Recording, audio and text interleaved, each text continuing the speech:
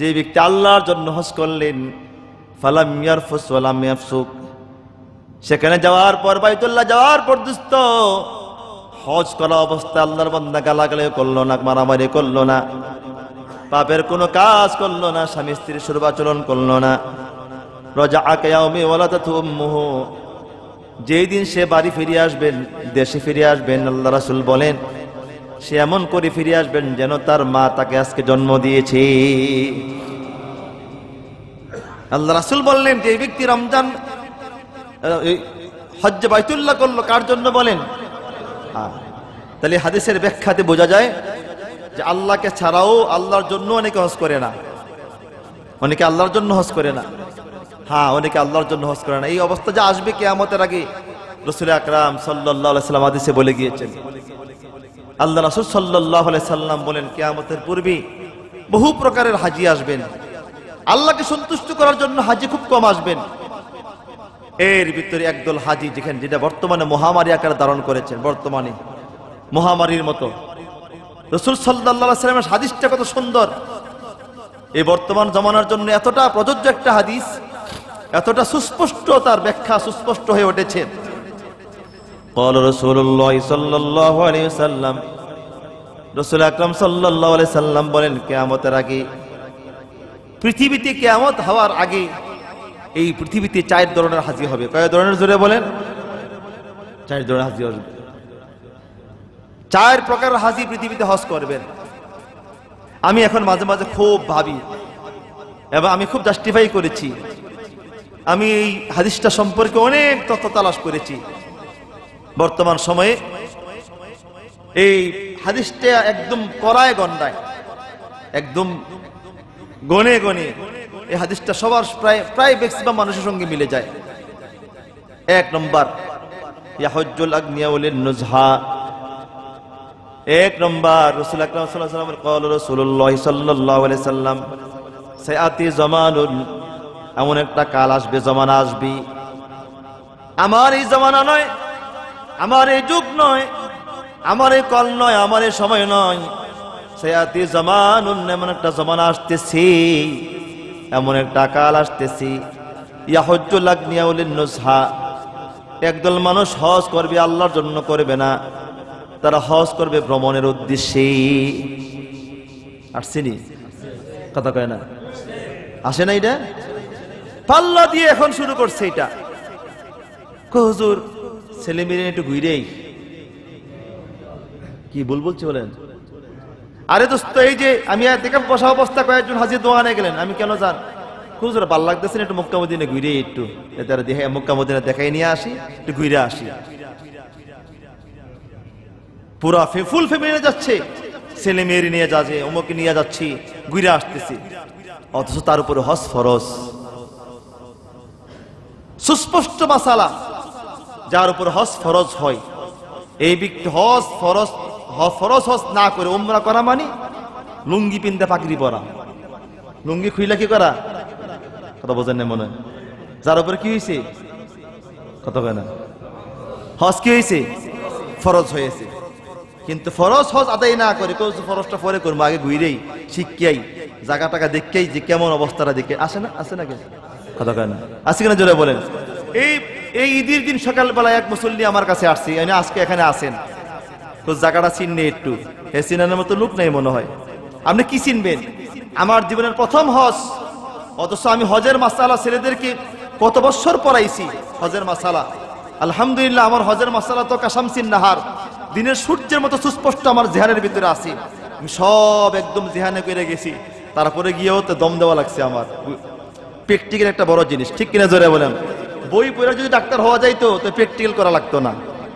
অথচ আমি এক মুফতির কাছে লম্বা সময় পর্যন্ত, অর্থাৎ মুফতি আব্দুর রাজ্জাক কাসিমি সাহেব, যিনি হজের বই লিখছেন, 13 বছর তখনকার সময়, 16 সালের কথা বলতেছি, 13 বছর তিনি হজ করেছেন। এরপরে আমি ওনার পিছনে এমন লাগছি, এমন ভাবে লাগছে ওনার পিছনে, যে শেষ পর্যন্ত যেই দিন জামরাতের শেষ পাথর মারতেছি, ইবলিস শয়তানকে শেষ পাথর বড়টা মারতেছি, তখন তিনি আমাকে জড়াইয়া, পাথর মারার পরে জড়াইয়া তিনি কেঁদে ফেলেছেন আর বলছেন, মুফতি সাহেব, আপনি আমার 13 বছরের যা আছে সব নিয়ে গেলেন। মানে আর চোর হইলে আর চোরের পিছনে ঘুরতে হয়, ঠিক কিনা জোরে বলেন? মুসি হইলে আর মুসির পিছনে ঘুরতে হয়।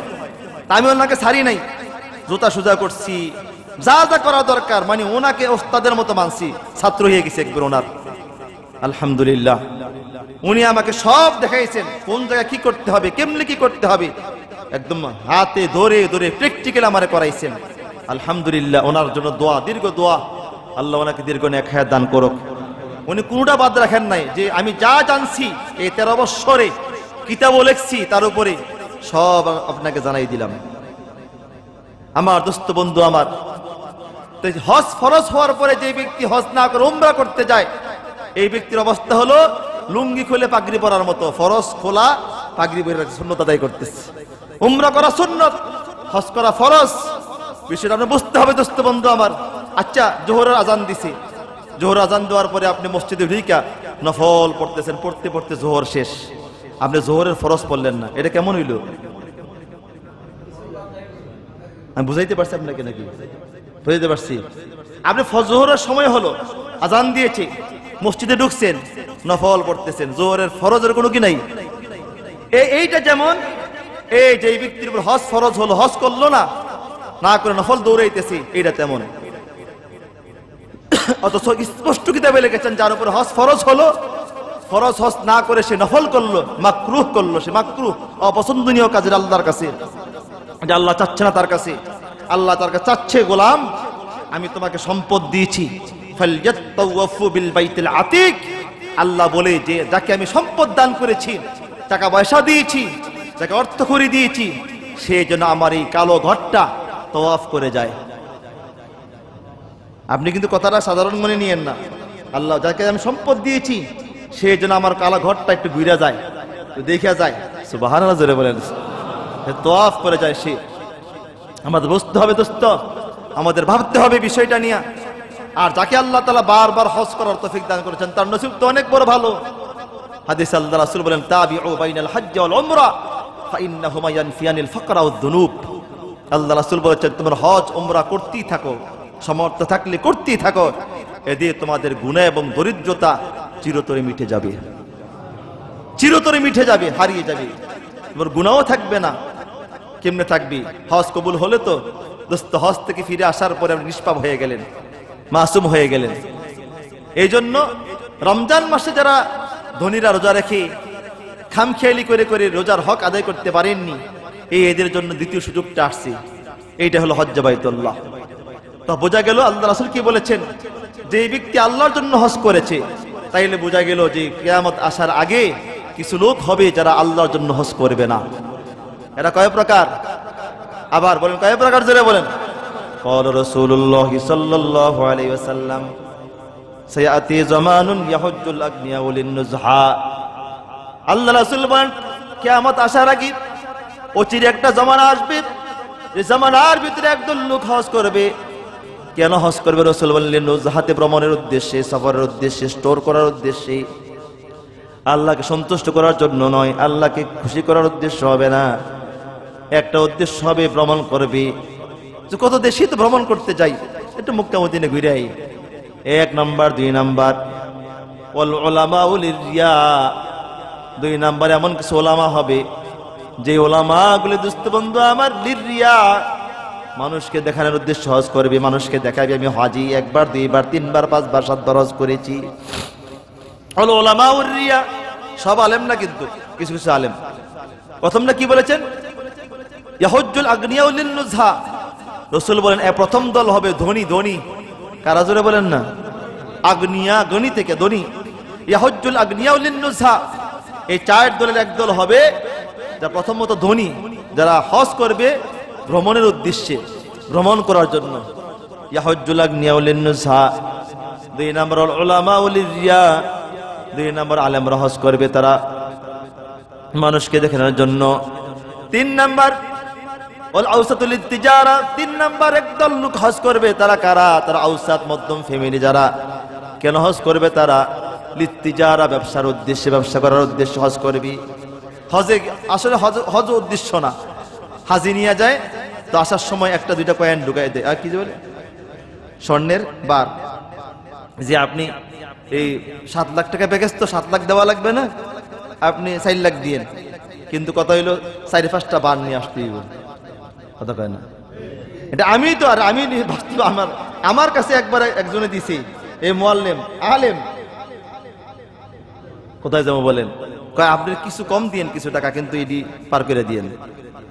হ্যাঁ, রাসূল বলেছেন ওয়াল আওসাতুল তিজারা, কিছু মধ্যম ফ্যামিলি এমন হবে যারা হজ করবে ব্যবসার উদ্দেশ্যে, ব্যবসা করার জন্য। তারপর রাসূল 3-4 নাম্বার যাদের নাম বলেছেন ওয়াল ফুকারাউল লিল মাসআলা, আর একদল লোক হজ করবে তারা হলো ফকির, যারা ভিক্ষা করার জন্য হজ করবি। ভিক্ষুক আসেনি মক্কা মদিনায়, আপনি এদের কি পুলিশ ধরার পরে পাসপোর্ট আছে, জিজ্ঞাসা করে তুমি আসছো কেন, ভিক্ষা করার জন্য আসছি। মোটামুটি যায় যে টাকা খরচ করে, তো মোটামুটি 40-45 দিন বা 2-3 মাস ভিক্ষা করলে দেখা যায় মাশাআল্লাহ এরকম 3 গুণ 4 গুণ টাকা তার হয়ে যায়। তাহলে রাসূল সাল্লাল্লাহু আলাইহি ওয়াসাল্লাম বলেছেন যে অচিরে এমন একটা জমানা আসবে, একদল লোক হজ করবে, তারা ধনী যারা হবে তারা হজ করবে লিল নুজহাতি, ভ্রমণের উদ্দেশ্যে, স্টোর করার উদ্দেশ্যে, সফর করার উদ্দেশ্যে। 2 নাম্বার কি ওয়াল উলামা লির রিয়া, আর আলেমরা হজ করে মানুষকে দেখানোর উদ্দেশ্যে। 3 নাম্বার ওয়াল আওসাতুল তিজারা, 3 নাম্বার যারা মধ্যম ফ্যামিলি তারা হজ করবে ব্যবসা করার উদ্দেশ্যে। 4 নাম্বার ওয়াল ফুকারাউ লিল মাসআলাতি, আর গরিব যারা অসহায়, অন্নহারা, বস্ত্রহারা, তারা কোন রকম একটা পাসপোর্ট করে উদ্দেশ্য হবে ভিক্ষা বৃত্তি করার জন্য, ভিক্ষা করার জন্য তারা যাবে। আল্লাহ রাসূল সাল্লাল্লাহু আলাইহি ওয়াসাল্লাম বলেছেন এই 3-4 ব্যক্তির হজকে আল্লাহ কবুল করবে না। তো যে ব্যক্তি আল্লাহর জন্য হজ করেছে, কার জন্য জোরে বলেন, আল্লাহর জন্য, কারোর জন্য হজ করে নাই, আল্লাহকে খুশি করার জন্য হজ করেছেন, এই ব্যক্তিকে আল্লাহ তাআলা কেমন নিষ্পাপ করবেন, যেই দিন সে হজ থেকে ফিরে আসবে।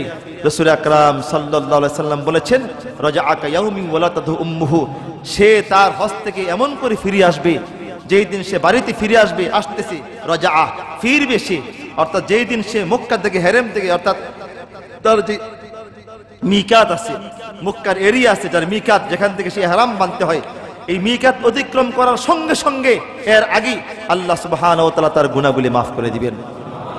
কেমন মাফ? রাসূল বলেন সে যেন তার মার পেট থেকে আজকে জন্মগ্রহণ করেছেন, নতুন ভূমিষ্ঠ হয়েছেন। সুবহানাল্লাহ। এই জন্য যাদেরকে আল্লাহ সম্পদ দান করেছেন, টাকা পয়সা দিয়েছেন, আমার দোস্ত আপনারা হজে যাবেন, বারবার, প্রতি বছর যাবেন, বারবার যাবেন। আল্লাহ রাসূল বলেছেন, রাসূল মিথ্যা বলেনি। আপনি হয়তো প্রমাণ পেয়েছেন কি না পেয়েছেন, আলহামদুলিল্লাহ, আল্লাহ তাআলা আমাকে একদম চাক্ষুষ প্রমাণ দেখাইছেন। যারা হজ করে প্রতি বছর, তৌফিক যাদেরকে আল্লাহ দিয়েছেন, এরা যারা হজে যায় এদের যে আল্লাহ গুনাহ মাফ করেন এবং এদেরকে আল্লাহ সম্পদশালী বানাই দেন, এটা বাস্তব।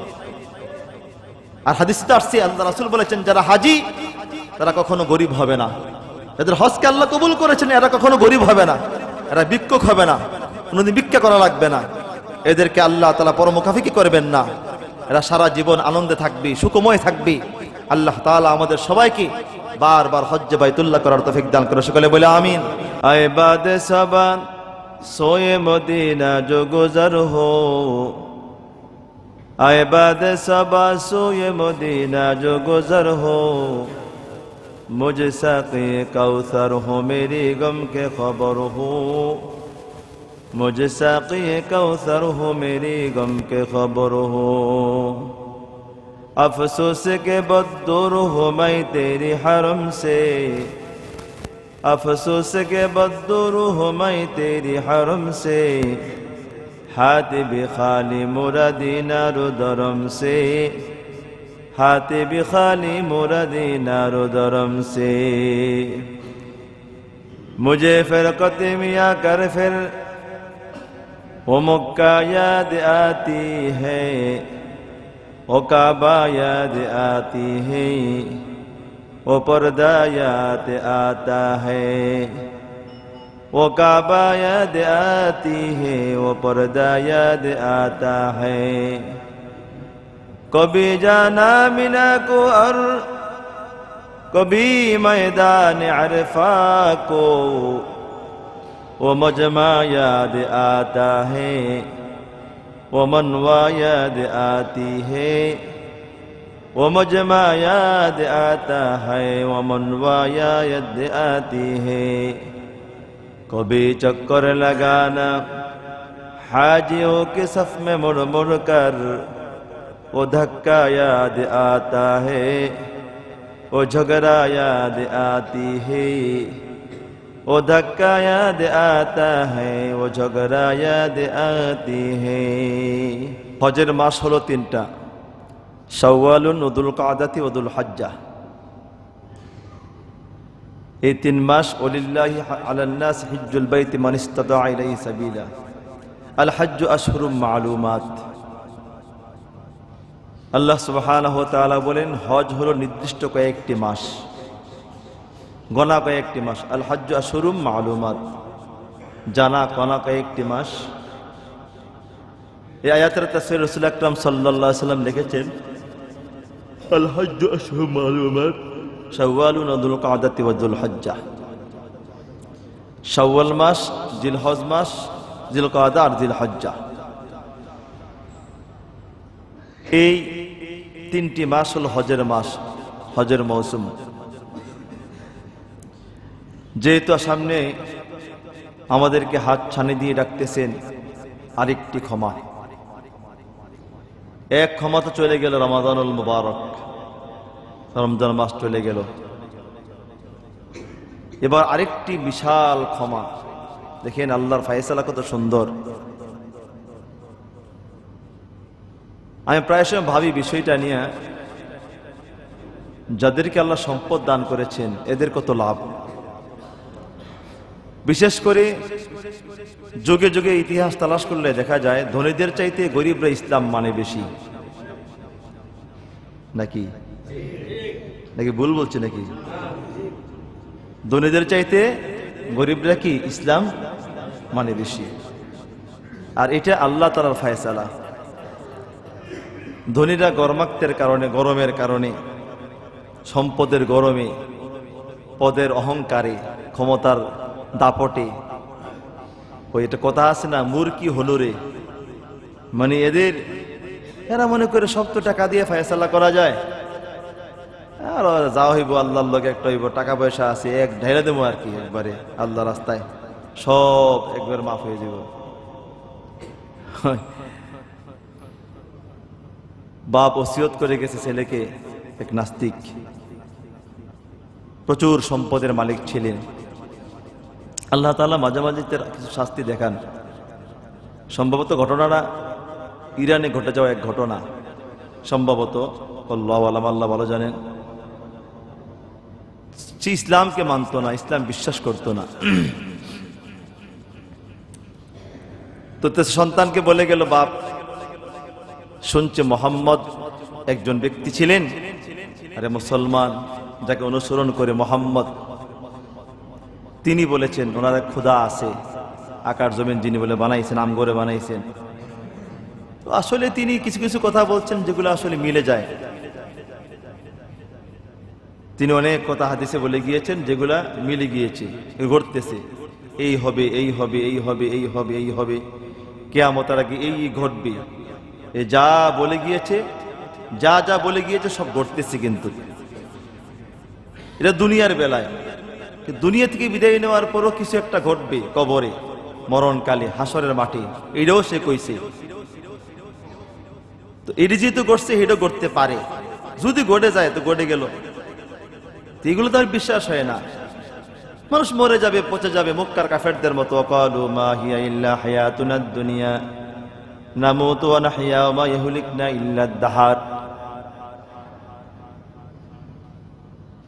মক্কার কাফেররা বলতো যে পরকাল বলতে কোনো কিছু নাই। নাস্তিকরা বলতো দুনিয়াতে বেঁচে আছি, দুনিয়াতে মরে যাব, কালের আবর্তন ছাড়া আমাদেরকে কেউ ধ্বংস করতে পারবে না, কালই আমাদের বাঁচায়, কালই আমাদেরকে মারে।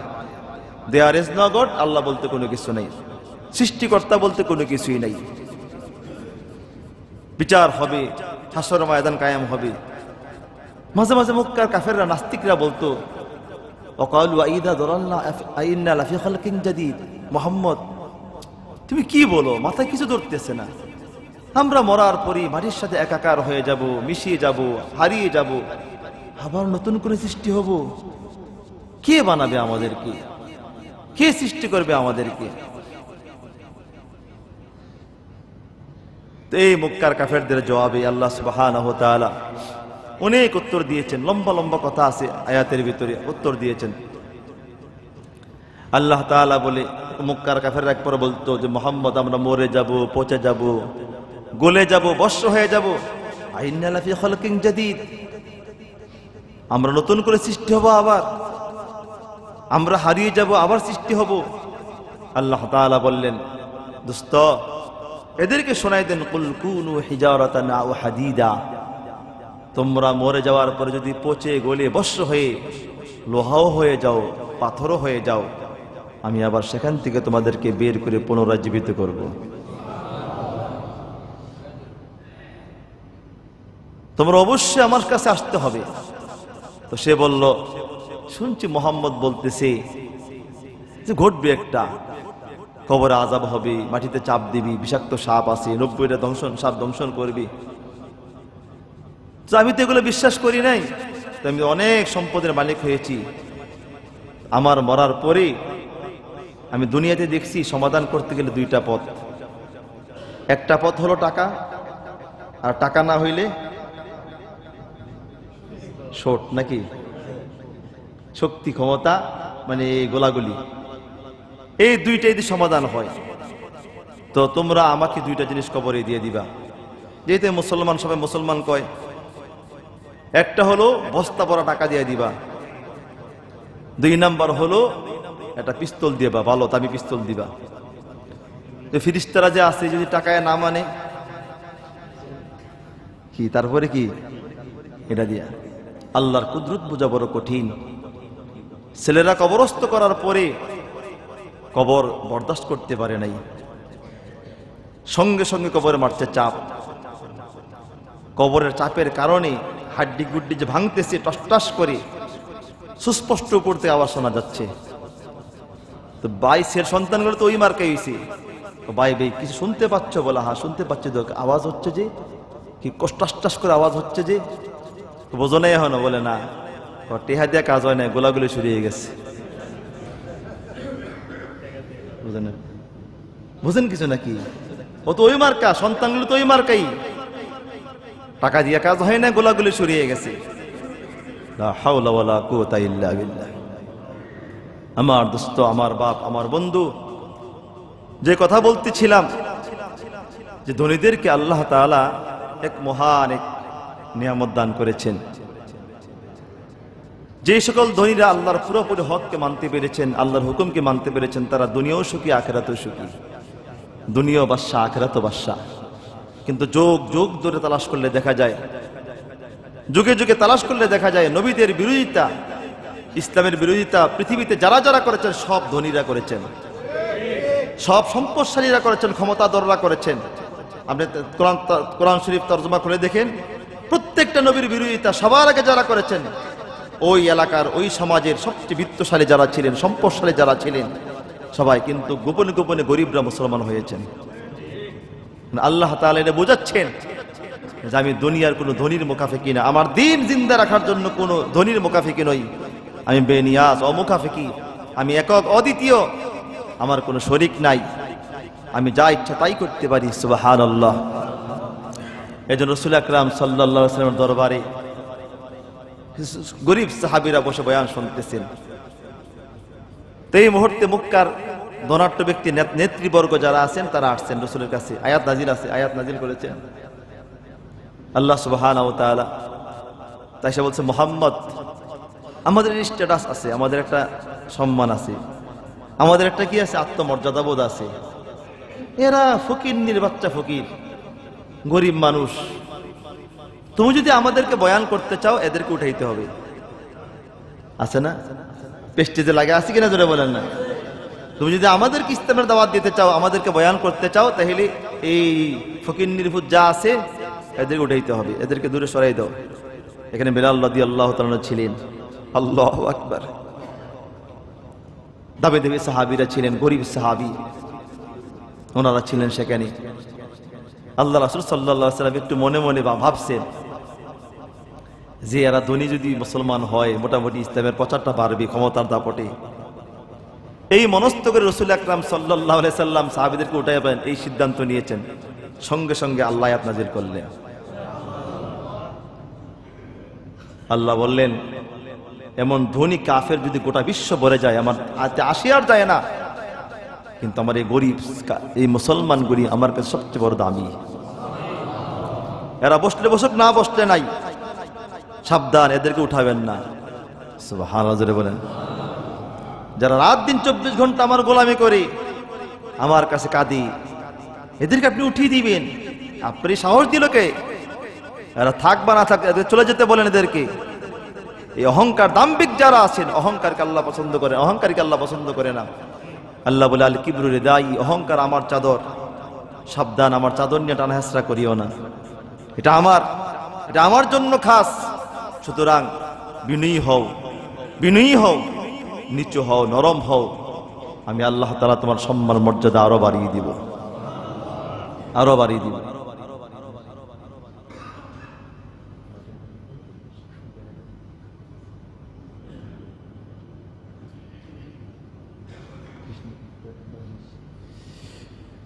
দোস্ত বন্ধু আমার, বলেছিলাম যে আল্লাহ সুবহানাহু ওয়া তাআলা যুগে যুগে তালাশ করলে দেখা যায়, আমরা ইতিহাস পড়লে দেখি যে ইসলামের পিছনে যাদের সবচেয়ে বেশি কুরবানি তারা হলো গরিব অসহায় মানুষদের।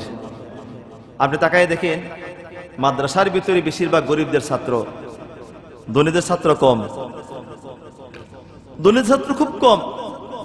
বহুত মুসল্লি আমার এখানে আছেন, এখন ছেলে মেয়ের বয়স 15, 16, 17 হয়ে গেছে, এখন এসে বলে হুজুর এখন কর্মটা কি, কোরআন তো পড়াই নাই, এখন কোরআন পড়াইতে হবে।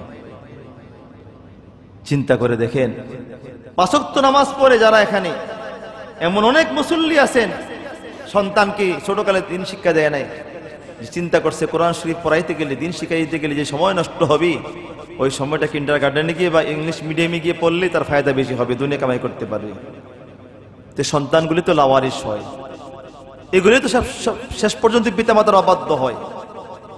আমার দোস্ত, আমার বন্ধু, যে কথা বলতেছিলাম, যুগে যুগে তালাশ করলে দেখা যায় গরিবরাই ইসলামের জন্য সবচাইতে সময় বিলীন করেছেন বেশি, সময় দিয়েছেন বেশি। ধনীরা ইসলাম মেনেছেন কম, যুগে যুগে বিরোধিতা করেছেন বেশি। কোন গরিব মানুষ ইসলামের বিরোধিতা করে না। গরিবরা পারলে উজাড় বরে, প্রাণ বরে আল্লাহর রাস্তায় খরচ করেন। তো বলেছিলাম যে ধনীদের ভাগ্য কত ভালো। এই রমজান মাস আসছি, অনেক ধনী তো আল্লাহ মাফ করুক, রোজা রেখেছেন ঠিক, মানুষের দেখা দেখি রাখছেন, আবার চিন্তা করছেন না রাখলে মানুষ কি বলবে, এটা লজ্জার ব্যাপার সেবার আছে। অনেকে আবার বাহ্যিক দৃষ্টিতে রোজা দেখাইছেন কিন্তু ভিতরে ভিতরে খাইছেন, আবার ইফতারির সময় তার দাপট্য বেশি দেখা গেছে। হ্যাঁ, ওই যে পুরান ডাকা কয় না, আল্লাহ রোজা বি রাখবো না, ইফতারি বি খামো নাকি, আবে আল্লাহ জাহান্নামে যাবো নাকি।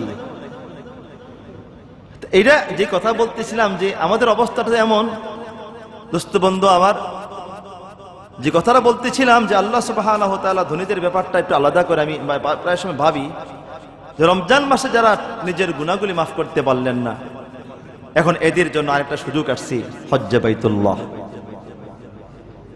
এই হজ্জে বাইতুল্লাহ এটা হলো ধনীদের জন্য আরেকটা সুযোগ, সুবর্ণ সুযোগ। রমজান মাসে আল্লাহ তাআলা রোজাদার ব্যক্তিদের গুনাহগুলি মাফ করে, জ্বালিয়ে পুড়িয়ে ভস্ম করে নিষ্পাপ মাসুম বানাই দেন। শব্দটা দেখেন, قال رسول الله صلى الله عليه وسلم إن الله تعالى فرض لكم صيام رمضان وسننت لكم قياما من صامه وقامه إيمانا واحتسابا خرج من ذنوبه كيوم ولدته أمه। রাসূল আকরাম সাল্লাল্লাহু আলাইহি সাল্লাম বলেন, নিশ্চয় আল্লাহ সুবহানাহু ওয়া তাআলা তোমাদের জন্য রোজা ফরজ করে দিয়েছেন।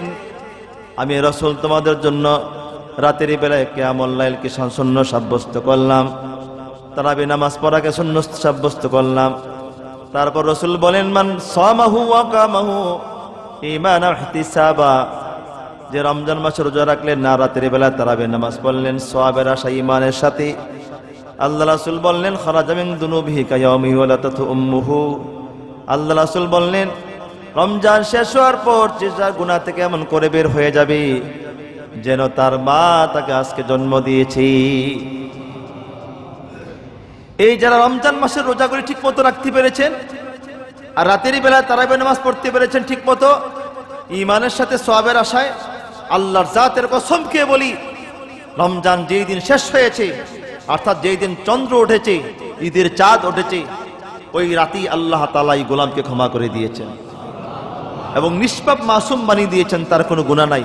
এরপরে দ্বিতীয় যে ক্ষমাটা আল্লাহ করেছেন ঈদের দিন, ঈদগাহে আল্লাহ তাআলা বলে দিয়েছেন সেই দিন যে বান্দা যাও, চলে যাও, তোমরা যাও, বাড়িতে ফিরে যাও, কদ গফারতু লাকুম, তোমাদেরকে আমি আল্লাহ ক্ষমা করে দিয়েছি, ওয়া বাদদালতু সাইয়্যাতুকুম বিল হাসানাত, আমি আল্লাহ তাআলা তোমাদের গুনাহগুলিকে নেক দিয়ে পরিবর্তন করে দিয়েছি।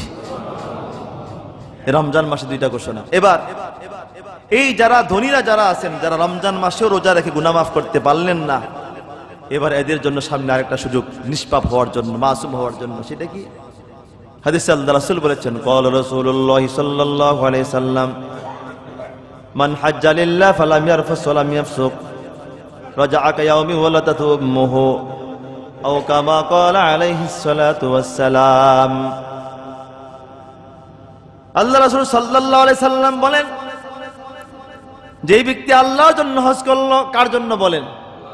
আল্লাহর জন্য হজ করেছেন। মান হাজ্জা লিল্লাহ, যে ব্যক্তি আল্লাহর জন্য হজ করলেন, ফালাম ইয়ারফুস ওয়া লাম ইয়াফসুক, সেখানে যাওয়ার পর, বাইতুল্লাহ যাওয়ার পর দুস্থ হজ করা অবস্থায় আল্লাহর বান্দা গালাগালি করলো না, মারামারি করলো না, পাপের কোনো কাজ করলো না, স্বামী স্ত্রীর সুরবাচরণ করলো না, রাজা'a কায়াউমি ওয়ালাদাতু উম্মুহু, যেই দিন সে বাড়ি ফিরে আসবেন, দেশে ফিরে আসবেন, আল্লাহ রাসূল বলেন সে এমন করে ফিরে আসবেন যেন তার মা তাকে আজকে জন্ম দিয়েছে।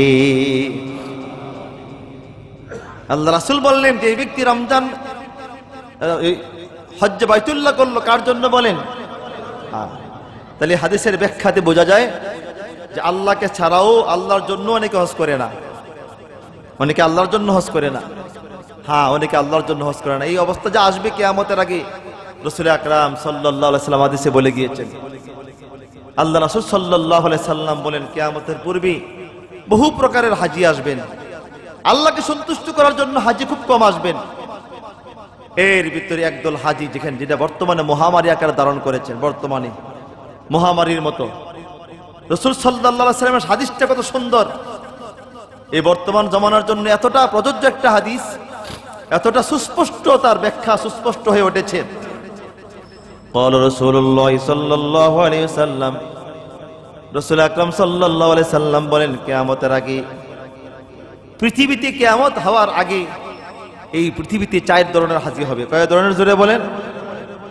4 ধরনের হাজি হবে। 4 প্রকারের হাজি পৃথিবীতে হজ করবেন।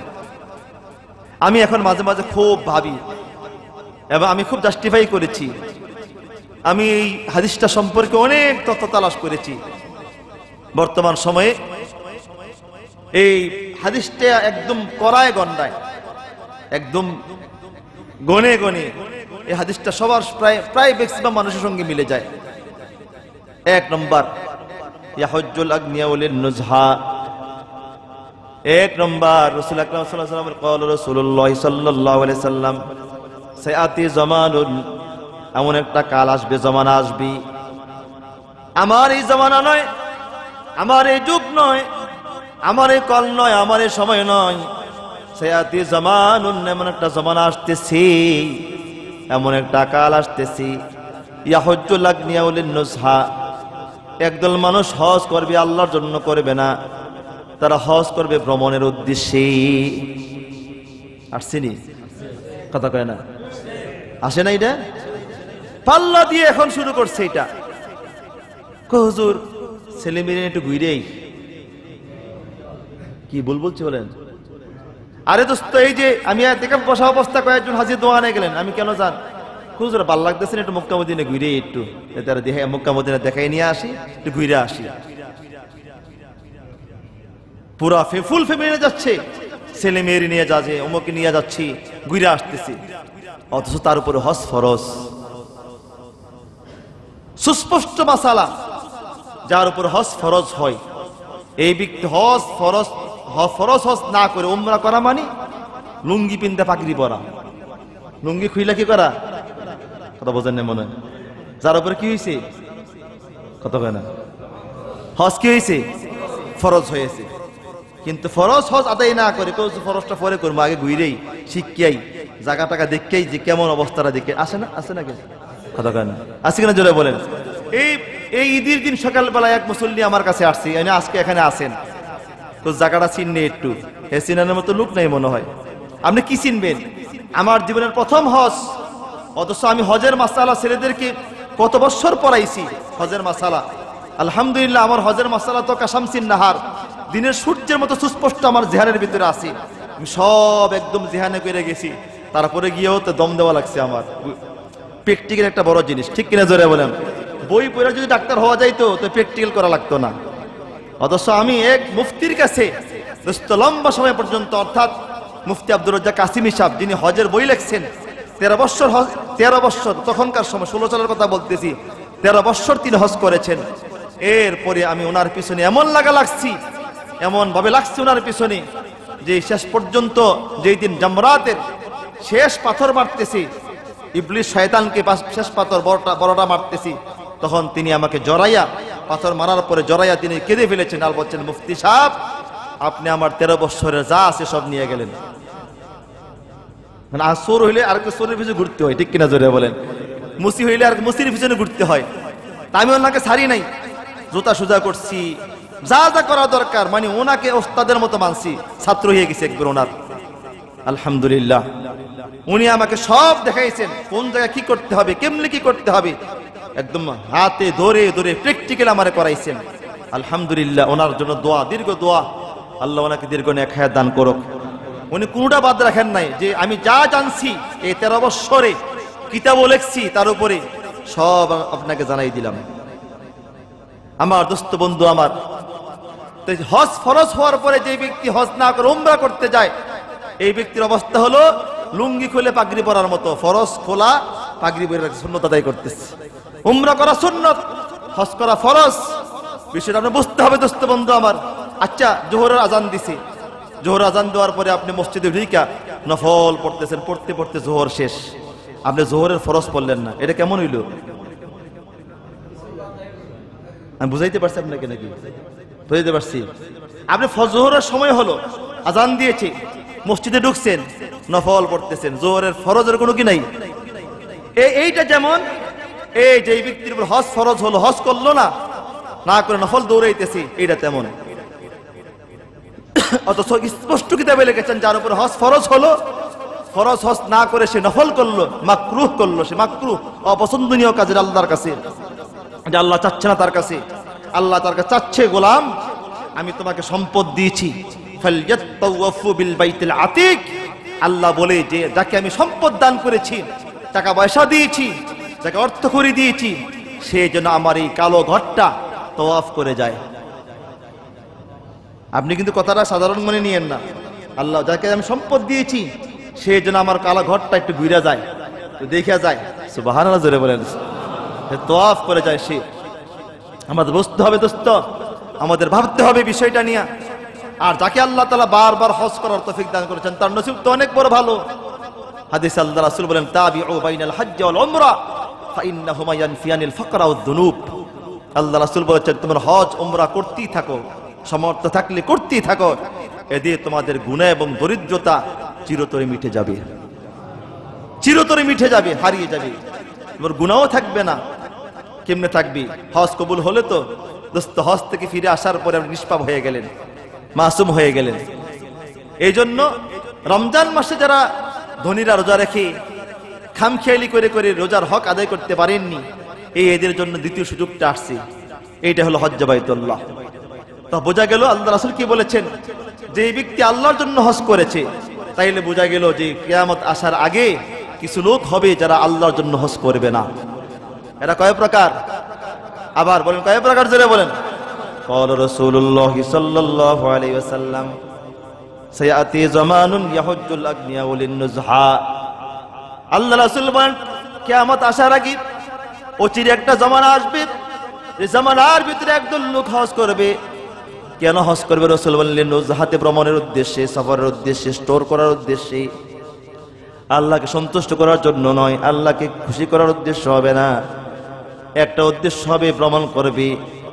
কত দেশই তো ভ্রমণ করতে যাই, একটু মক্কা মদিনা ঘুরে আই, এক নাম্বার। 2 নাম্বার ওয়াল উলামাউ লিরিয়া, 2 নাম্বার এমন কিছু ওলামা হবে যে ওলামাগুলি দোস্ত বন্ধু আমার লিরিয়া, মানুষকে দেখানোর উদ্দেশ্য হজ করবে, মানুষকে দেখাবে আমি হাজি 1 বার 2 বার 3 বার 5 বার 7 বার হজ করেছি।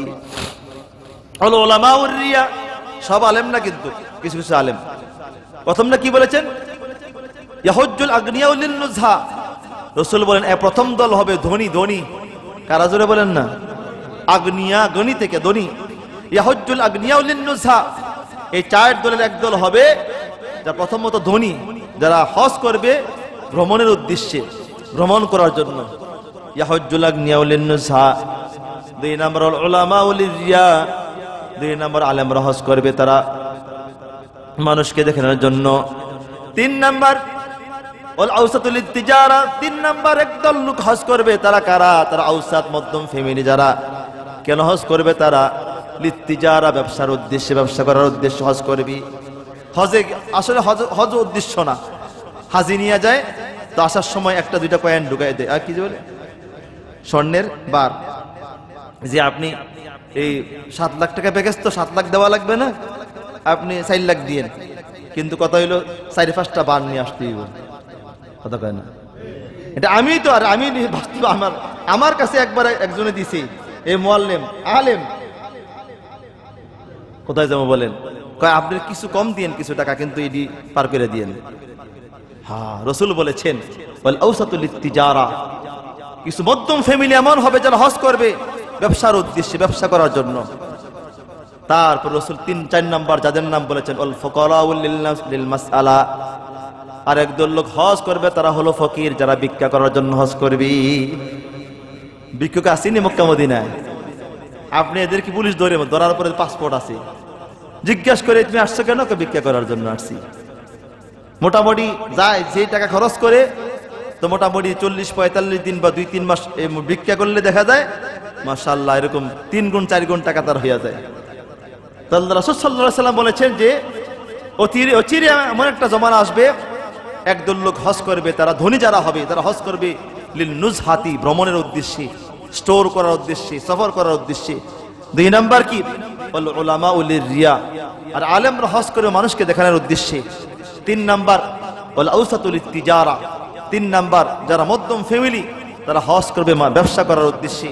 4 নাম্বার ওয়াল ফুকারাউ লিল মাসআলাতি, আর গরিব যারা অসহায়, অন্নহারা, বস্ত্রহারা, তারা কোন রকম একটা পাসপোর্ট করে উদ্দেশ্য হবে ভিক্ষা বৃত্তি করার জন্য, ভিক্ষা করার জন্য তারা যাবে। আল্লাহ রাসূল সাল্লাল্লাহু আলাইহি ওয়াসাল্লাম বলেছেন এই 3-4 ব্যক্তির হজকে আল্লাহ কবুল করবে না। তো যে ব্যক্তি আল্লাহর জন্য হজ করেছে, কার জন্য জোরে বলেন, আল্লাহর জন্য, কারোর জন্য হজ করে নাই, আল্লাহকে খুশি করার জন্য হজ করেছেন, এই ব্যক্তিকে আল্লাহ তাআলা কেমন নিষ্পাপ করবেন, যেই দিন সে হজ থেকে ফিরে আসবে। রাসূল আকরাম সাল্লাল্লাহু আলাইহি ওয়াসাল্লাম বলেছেন রাজাআকা ইয়াউমি ওয়ালাতাহু উম্মুহু, সে তার হজ থেকে এমন করে ফিরে আসবে, যেই দিন সে বাড়িতে ফিরে আসবে, আসতেছে রাজাআ, ফিরবে সে, অর্থাৎ যেই দিন সে মক্কা থেকে, হেরেম থেকে, অর্থাৎ তার যে মিকাত আছে, মক্কার এরিয়া আছে যার মিকাত, যেখান থেকে সে হারাম বানতে হয়, এই মিকাত অতিক্রম করার সঙ্গে সঙ্গে এর আগে আল্লাহ সুবহানাহু ওয়া তাআলা তার গুনাহগুলি মাফ করে দিবেন। কেমন মাফ? রাসূল বলেন সে যেন তার মার পেট থেকে আজকে জন্মগ্রহণ করেছেন, নতুন ভূমিষ্ঠ হয়েছেন। সুবহানাল্লাহ। এই জন্য যাদেরকে আল্লাহ সম্পদ দান করেছেন, টাকা পয়সা দিয়েছেন, আমার দোস্ত আপনারা হজে যাবেন, বারবার, প্রতি বছর যাবেন, বারবার যাবেন। আল্লাহ রাসূল বলেছেন, রাসূল মিথ্যা বলেনি। আপনি হয়তো প্রমাণ পেয়েছেন কি না পেয়েছেন, আলহামদুলিল্লাহ, আল্লাহ তাআলা আমাকে একদম চাক্ষুষ প্রমাণ দেখাইছেন। যারা হজ করে প্রতি বছর, তৌফিক যাদেরকে আল্লাহ দিয়েছেন, এরা যারা হজে যায় এদের যে আল্লাহ গুনাহ মাফ করেন এবং এদেরকে আল্লাহ সম্পদশালী বানাই দেন, এটা বাস্তব। আর হাদিসে আসছে আল্লাহ রাসূল বলেছেন যারা হাজি তারা কখনো গরিব হবে না, যাদের হজকে আল্লাহ কবুল করেছেন এরা কখনো গরিব হবে না, এরা ভিক্ষুক হবে না, কোনোদিন ভিক্ষা করা লাগবে না, এদেরকে আল্লাহ তাআলা পরমুখাফিকি করবেন না, এরা সারা জীবন আনন্দে থাকবে, সুখময় থাকবে। আল্লাহ তাআলা আমাদের সবাইকে বারবার হজ্জে বাইতুল্লাহ করার তৌফিক দান করে, সকলে বলে আমিন। এবার যে আয়াতটা তেলাওয়াত করেছি, দেখেন আয়াতটা আল্লাহর বচন ভঙ্গিটা কেমন, দেখেন আল্লাহ তাআলা কি বলেছেন। আউযু বিল্লাহি মিনাশ শাইতানির রাজীম।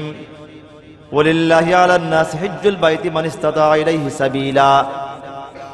আল্লাহ তাআলা বলে যাদেরকে আমি আল্লাহ তাআলা মক্কায় পথ চলার ক্ষমতা দিয়েছি, মানে হজ করার ক্ষমতা, টাকা পয়সা দান করেছি, আল্লাহ তাআলা বলে সে যেন আমার ঘরে আসে, সে হজ করে যায়। ওয়ালিল্লাহি আলান নাসি, আমি আল্লাহর জন্য সে যেন হজ করতে আসে, বাইতুল্লাহ আসে। ওয়ালিল্লাহি আলান নাসি হিজ্জুল বাইত মান ইসতাতা ইলাইহি সাবিলা, এই মক্কার পথ চলা পর্যন্ত অর্থ সম্পদ যার কাছে আসে, মানে হজ করার অর্থ করে যার কাছে আসে, সে যেন আমার এখানে আমি আল্লাহর জন্য হজ করে যায়, আমি আমার জন্য সে হজটা করে যায়। তারপর আল্লাহ যে শব্দরা বলেছেন, যে কথাটা বলার উদ্দেশ্যে আমি আয়াত তেলাওয়াত করেছি, এরপর আল্লাহ ওমান কাফারা ফা ইন্নাল্লাহা গানিয়্যুন আনিল আলামিন, ওমান কাফারা ফা ইন্নাল্লাহা গানিয়্যুন আনিল আলামিন। আল্লাহ বলে যারা আমার এই হুকুমকে ওভারটেক করে, আমার এই হুকুমকে না মেনে যে ব্যক্তি মন গড়া মতো চলাফেরা করলো, মানে আল্লাহ কাবা করে না গেলে কি হইল, হজ না করলে কি হবে, আল্লাহ বলে তোর মতো ধনীর আমার কোনো দরকার নাই।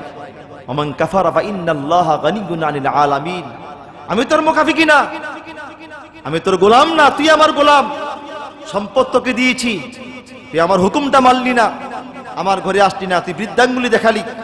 আল্লাহ বলে যে ব্যক্তি অস্বীকার করলো, আমার কাবা ঘরে আসলো না, সম্পদ হওয়ার পরও গাফলতি করে করে সময় কাটালো, টাকা পয়সা হওয়ার পরও আজকে কালকে করতে করতে সময় কাটালো, আল্লাহ তাআলা বলে আমি তার মুখাফিকি না, আমি গোটা দুনিয়ার অমুখাফিকি, পৃথিবীর কারো মুখাফিকি না, না আমি আল্লাহর আসমানের মুখাফিকি, না আমি আল্লাহ জমিনের মুখাফিকি, না ফেরেশতার মুখাফিকি, সব আমার মুখাফিকি, আমি আল্লাহ তাআলা কারো মুখাফিকি না। সুবহানাল্লাহ সুবহানাল্লাহ। দোস্ত বন্ধু আমার, মজার বিষয় হলো এই ফেরেশতারা তারা যে আল্লাহর কাছে আবেদন করেছেন যে আল্লাহ ওয়া নাহনু নুসাব্বিহু বিহামদিকা ওয়া নুকদ্দিসু লাক, আমরাই তোমার তাসবিহ আদায় করতেছি, মানুষকে বানানোর কি দরকার আছে, কি প্রয়োজন আছে? এই ফেরেশতারা এই কথাটা যে বলেছিলেন, ফেরেশতারা তো আসলে নিষ্পাপ মাসুম, বলেছেন তো বলেছেন, তারপর আল্লাহ জবাব দিয়েছেন, ক্বালা ইন্নী আ'লামু মা লা তা'লামুন, এরে ফেরেশতারা আমি আল্লাহ তাআলা যা জানে তোমরা তা জানো না। আল্লাহ তাআলা যুগে যুগে জবাব দিয়েছেন। তারপর ফেরেশতারা এক পর্যায়ে আল্লাহর সামনে যে দাম্ভিকতা প্রকাশ করেছিলেন, আল্লাহর সামনে প্রশ্ন করেছিলেন, আয় মালিক, তুমি কেন খলিফা বানাবে, মানুষ কেন বানাবে, আমরা তো যথেষ্ট, আমরা তাসবিহ আদায় করতেছি, কিরাজকার করতেছি। এই জন্য ফেরেশতারা লজ্জিত হয়ে গেলেন। তারা এক পর্যায়ে ভাবলেন আমরা তার জন্য আল্লাহর কাছে তওবা করব, ক্ষমা চাবো, মাফ চাবো। তারা মাফ চাওয়ার জন্য যে জিনিসটাকে মাধ্যম বানালেন সেটা হলো বাইতুল মামুর, সপ্ত আকাশে বাইতুল মামুর। এটা কাবা ঘর যেমন দেখতে হুব, সেই ঘরটা হুবহু তেমন, কিন্তু কাবা ঘর তো মাটির পাথরের বানানো, কিন্তু সেই ঘরটা আল্লাহ মানে নূর দিয়ে তৈরি, সেই ঘরটা নূরের তৈরি সেই ঘরটা। এবার ফেরেশতারা, সমস্ত ফেরেশতারা সেই ঘরটা 7টা তওয়াফ করলেন। তওয়াফ করার পরে, এবার আমরা তওয়াফ করার পরে কাবার দিকে তারা দোয়া করি না, এই ফেরেশতারা এবার ঘরটা তওয়াফ করে কাবার চতুর্দিক দিয়ে দাঁড়ায়া তওবা করা শুরু করে, আল্লাহ তোমাকে যে প্রশ্ন করেছিলাম মানুষ কেন বানাইবা, আমাদের ভুল হয়ে গেছে, আমাদেরকে মাফ করে দাও। এটা আমরা অনর্থক প্রশ্ন করেছি, এটা প্রশ্ন তুমি যা জানো আসলে আমরা তা জানি না। আমরা এই তওয়াফ করলাম, এই ঘরটাকে তোমার আমাদের ক্ষমার মাধ্যম বানাইলাম। এই যে তওয়াফ করেছি ঘরটাকে, এই ঘরটা তো সম্মানিত ঘর তোমার, আল্লাহ এই ঘরটার উসিলা দিয়ে তার তওয়াফ মাফ চাইতেছি, আমাদেরকে মাফ করে দাও। আল্লাহ তাআলার প্রতি উত্তরে বললেন, ফেরেশতারা তোমরা তো অজানা জিনিসকে জানার প্রশ্ন করেছো, এটা আবার গুনাহ কিসের? সুবহানাল্লাহ, জোরে বলেন, এটা আবার গুনাহ কিসের? তারপরে যদি তোমরা অজানা জিনিসকে জানার পরও জানার জন্য প্রশ্ন করে তোমরা অনুতপ্ত হলে, কিন্তু আমার যে বান্দা আসবে, মানুষ যারা তৈরি হবে, তারা কিন্তু গুনাহ করবে, অপরাধ করবে, তাদের ক্ষমার দরকার আছে, তোমাদের কোনো ক্ষমার দরকার না, তোমরা অপরাধ করো না। তবে আমি আল্লাহ সুবহানাহু ওয়া তাআলা এমন ঘর নির্মাণ করতেছি, পৃথিবীতে বানাবো, যে ঘরের তওয়াফ করার পরেই সেই ঘরের দিকে তোমাদের মতো তাকিয়ে তাকিয়ে তওয়াফ করে কাঁদবে, আমি এদেরকে এমন মাফ করে দিব।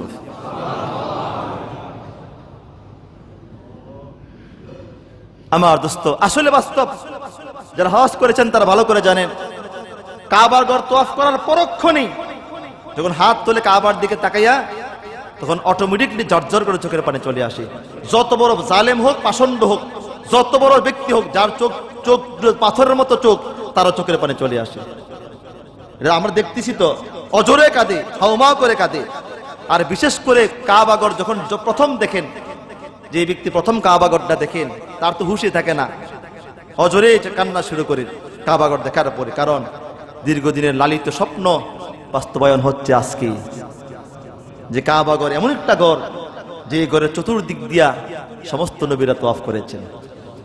আপনি কি মনে করেন একটা জায়গা, ছোট্ট একটা জায়গা মাত্র, সেই জায়গাতে আদম থেকে নিয়ে ঈসা নয়, আমাদের নবী পর্যন্ত সমস্ত নবীরা, এমন একজন নবী ছিল না যেই নবী ইসমাঈল আলাইহিস সালামের কবরটা ঠিক এখন বর্তমান হাজর আসওয়াদ যেখানে আছে না, ঠিক এই বরাবর নিচেই ওনার কবর, ইসমাঈল আলাইহিস সালামের কবর। অসংখ্য নবীর কবর এখানে আছে, অনেক নবীর কবর আছে কাবার চত্বরের ভিতরে। আমার দোস্ত বন্ধু আমার, অথচ এত অসংখ্য নবী, এত নবী, এত হাজার হাজার লক্ষ লক্ষ নবী, তারপরে প্রতিদিন কত বুজুর্গ, আর আদম থেকে এই পর্যন্ত কি পরিমাণ আল্লাহর ওলিরা তওয়াফ করেছেন, একটা জায়গাতে সবার কদম পড়েছেন। এই জন্যই তো এক ব্যক্তি, এক বুজুর্গ কাবা তওয়াফ করার জন্য নামতেছেন, নামার সময় তিনি কেঁদে কেঁদে বলতেছেন, আল্লাহ তোমার প্রত্যেক বন্দাই তো পবিত্র পা নিয়ে কাবা ঘরে আসছি, কিন্তু আমার দুইটা পা তো না পাক, আমার দোটা পাই তো না পাক। আল্লাহ তুমি আমার দুইটা না পাক পা, এই পবিত্র পায়ের বরকতে আমার দুইটা পাও পবিত্র করে দিও। সব পা তো পবিত্র, সমস্ত নবীরা পবিত্র, ঠিক কিনা জোরে বলেন? তারা যেখানে কদম রাখছে আমি তো সেখানেই কদম রাখবো, এই নবীরা যেখানে হাঁটছে ঘুরছে আমি তো সেখানেই ঘুরবো। এই জন্য তাদেরকে সম্পদ দান করেছেন, টাকা দিয়েছেন। আল্লাহর দোস্ত, আল্লাহর বন্ধু, অনুরোধ করে বলি, প্রতি বছর হজ করেন, হজের তো সমক্ষমতা হলে এখনই করে ফেলেন।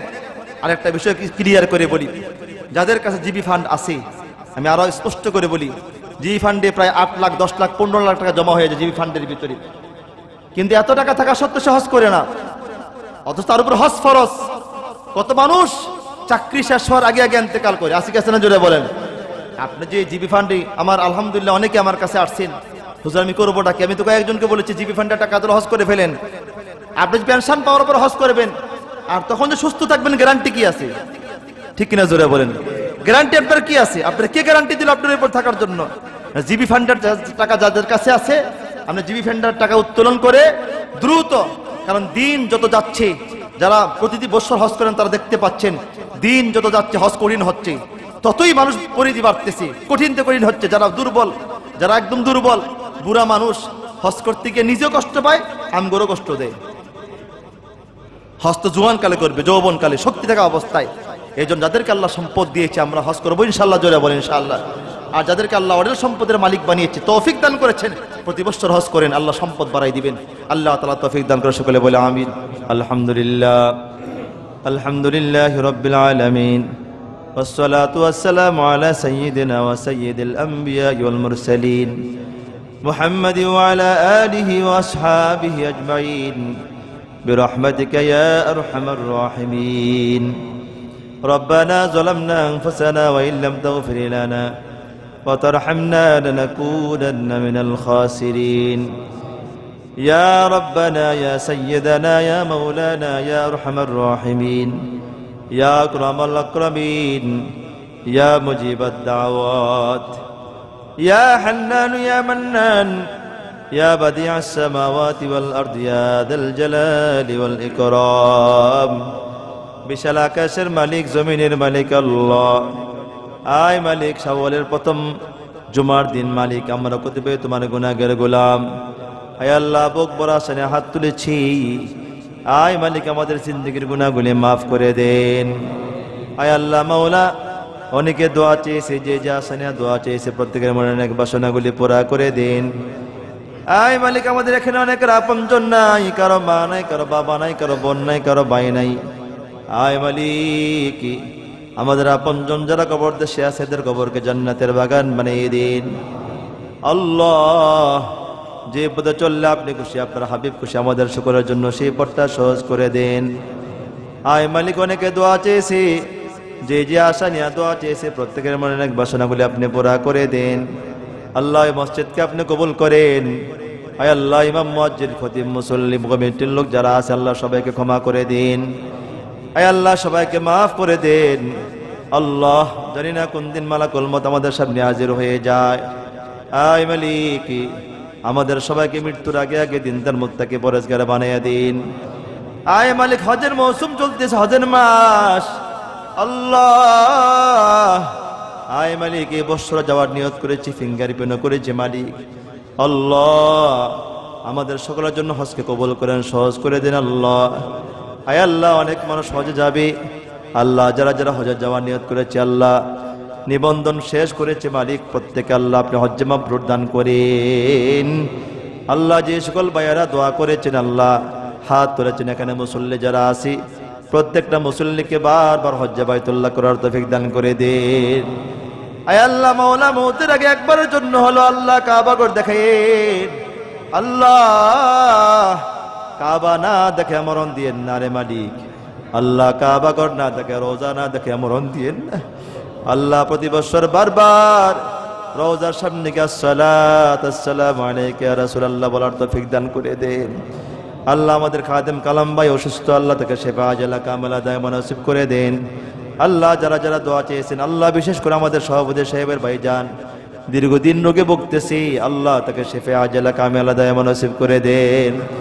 ওয়া সাল্লাল্লাহু তাআলা আলা খায়রি খালকিহি মুহাম্মাদি ওয়া আলা আলিহি ওয়া আসহাবিহি আজমাইন। আমিন আমিন রহমনা মাহুম বিরহমাতিকা ইয়া আরহামার রাহিমিন।